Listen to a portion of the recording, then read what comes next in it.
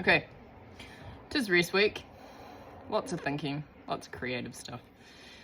Now, the other day, I shared a video about healers and energy workers and some tips around making sure that your practice is kind of nice and tight. Something that I thought of before, and I think it's important to share, is healing crisis, okay?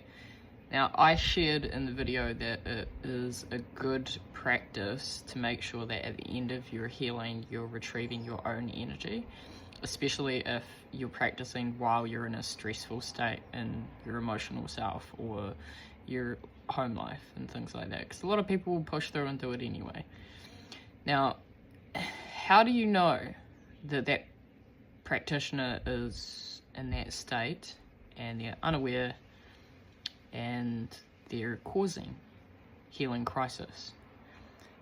That's the identification. So what can happen is, if somebody is practicing and they're not making sure that their energy is being retrieved at the end of the session, their transference of their own crap is going to go into the client, and what it can do is cause healing crisis for that individual. So that person will be a bit whacked out for weeks. And if you're not chasing up your client and you're not checking, which a lot of people don't do, if you're not checking in with that client a couple of days later just to say, hey, how you feeling?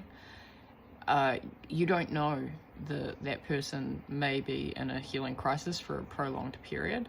Now, everybody has their own style and their own method and their own routine, but that is one way to also prevent, in the case of you have actually transferred some of your crap into your client.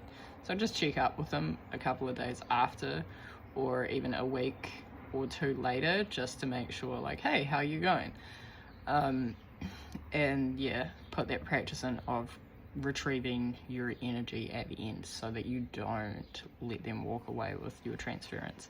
So that would be how you would know, is that 90% of their clients that week are walking home and having a healing crisis that doesn't fix itself up quickly.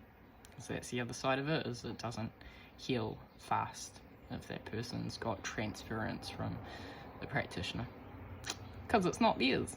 So yeah, that was my thoughts. Thought I'd share 'em.